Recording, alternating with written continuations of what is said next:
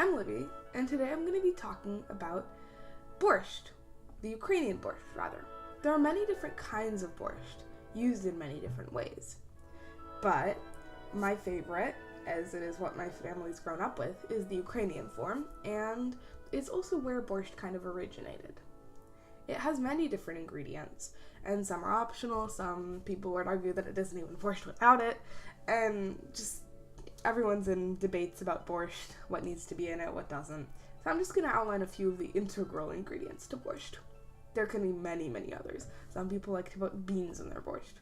Personally, I find that gross. Some people like it cold and drinking through a straw thing. I'll show you a picture up. It's really bad. So, beets. One of the first main ingredients you think of when you think beet soup, borscht. The Greeks and the Romans actually originally were the ones to grow beets, but they weren't like what we know today. They're pretty gross and bland, and not even particularly red or anything, and they mostly ate the leafy greens because of that. Eventually the roots were bred to be really delicious and tasty, but they still used them to feed cattle, and they were more considered a lower class thing. And that was developed in Italy, and it was called the Roman beet. And they were developed during the 2nd and 3rd century, called Mengelwurzels, which happens to be my new favorite word. They were fed to cattle for quite a while. Eventually people started to get on that track and make it into soup and stuff, especially during times of hunger. The next important ingredient is the carrot. Carrots were found through Europe, and a lot of different parts of the world have roots that seem kind of carrot-esque, not orange for a while. The thing we know today didn't show up for quite a while in history. The earliest thing that we would consider a carrot originated in Persia and was either purpley white or purple. And then when they were brought over to the Americas, they were bred to be orange and turned into what we know today. And that's kind of an example of now the orange carrot is used in borscht, right? So that's kind of an example of carrot went across the sea, came back a different carrot. Carrot used in borscht, orange, what? Next, potatoes. My personal favorite ingredient in borscht. Some people would say it has no place in borscht. I don't know. I like it there, okay? Potatoes taste good. So, potatoes were grown in the Americas. America? Ukraine. What?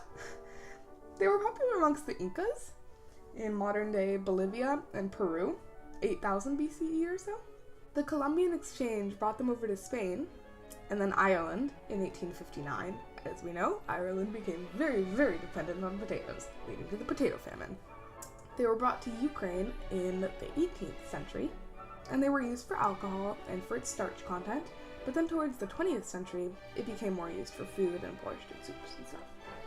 Vegetable oil is a really interesting ingredient that goes into borscht. It actually kind of came from all over the world at once. Everywhere would use their own forms of seeds to extract oil from it and use that for cooking or for medicinal properties, whatever, and that still counts as vegetable oil. Middle East and Central Asia have used many, many different seeds since at least the Bronze Age. America used hickory nuts and similar kind of nut seed things since at least 4,000 years ago. Israel and Pakistan obviously are famous for their olive oil, and that was probably what was originally kind of made its way to Ukraine. However, fun fact, sunflower oil is now the preferred oil of Ukraine. Sunflowers originated from North America. What again? How? And were only brought to the Ukraine in the 18th century. However, they grew extremely well then. The Ukraine is now one of the biggest exporters of sunflower oil. And now people make borscht with either olive oil, sunflower oil, or, whatever they want. Another fun fact, canola oil is actually rapeseed oil, but they didn't want the word rape in a marketing product, so they named it canola oil. Onions, another really good ingredient. They have existed all over the world for a very long time. Again, we are, as historians, aren't quite sure where the onion originated from because it kind of grew in so many different places at once. They think it's so old that when the earth was spinning, it just grew with each individual continent. People would use them to cure sore throats, as aphrodisiacs, or just for the common cold or whatever. They would do a lot of things with onions. They were brought on ships to the US originally, and then they were found that they already existed. Tomato. So, when the conquistadors came to Peru, they found the tomato and they took it back with them to Europe. They made their way to Mexico with the tomato, which kind of started to boom there, and also took it back to Europe. it didn't actually make its way to America, like, until Europe brought it back. Like, it didn't go from Mexico to California. It went from Europe to California. Yeah. The usage of tomatoes as a food took a very long time because people thought it was toxic. They would eat it on certain plates and then it would poison them. And it's like, no, it just leaches the lead from your plates. Also, there was some confusion within names. The French called it the love apple, which religious institutions didn't quite like it being named. A lot of people confused it with deadly nightshade, which is a poisonous, like, plant or fruit that really closely resembles tomatoes. Garlic probably originated somewhere in Middle Asia. It was used medicinally to guard against depression, sickness, and then obviously when it was brought to Europe, they created their own whole idea of garlic. In Russia, it was mostly used to guard against respiratory illness, and also obviously as a spice for food. Spanish settlers actually brought it to the US, which it was grown widely and used for more food. Sugar, about a teaspoon of it, is used in borscht to kind of liven up the flavor. Originally it was grown in India, with Persia coming in, and then they used it too. India was like trying to keep hold on their sugar, and then Persia was like, I want your sugar. And then Persia was like, my sugar, keep secret sugar. And then the Arabs came and conquered everything, and they were like, my sugar! And then they were too big of an empire, so the secret leaked a bit, and everyone knew about sugar! Columbus took the first sugar plant to America, and they grew so well there that it became a bigger business. So sugar became a really big export from the US. Sour cream. So who do we have to thank for sour cream? Wait for it. The Mongols! As they used kumis, a kind of alcoholic cream, to pass through their lactose intolerance, because lactose was a large part of their diet. About half of them were lactose intolerant, basically. So they drank this kumis stuff instead, and they brought that to the frontier of Russia, who was like, Mongols sitting on our border. Well, guess we'll try their alcoholic drinks. Which they did, and they made it wrong, so then they made sour cream instead. Yum, now we have sour cream. They left it to thicken for longer, obviously, and they used cow milk instead, and then they got cream out of it, which isn't alcoholic, by the way. Fun fact. They used it as a condiment for borscht, just kind of dolloped on top. Then it was spread across the world during the wars, and they think that the origins of ranch actually came from sour cream. So parsley. It was native to the Mediterranean regions, actually. So it, didn't have that much of a ways to go. And it was used by the Greeks and Romans originally as a spice. It was spread similarly to other herbs and spices, just kind of over the course of the Roman Empire expanding, and brought to America significantly more recently. It's used as a topping for a bunch of different soups, specifically borscht. It's not actually blended into the borscht usually. I've mostly just seen it kind of drizzled on top. Cabbage. So cabbage is my favorite ingredient in borscht. It kind of absorbs all the delicious flavors. Love cabbage. So scientists are kind of unsure about the origins of cabbage because there are so many things that look a little like they could be cabbage, but are not quite yet cabbage. The West cabbage, which is what we know today, came from different parts of Europe. They were cultivated and grown in many, many different parts of the world though, and have spread somehow. We're not quite sure how yet. The Roman Empire did popularize it by growing so fast and expanding all of their food. They were brought to the Americas by Jacques Cartier in 1541, and it was used for the high vitamin C content on boats and ships, and is popularized in China now. So there are many, many different spices that people can use in borscht, but there's too many to list. I'm just going to stick with one simple one that everyone puts in their borscht.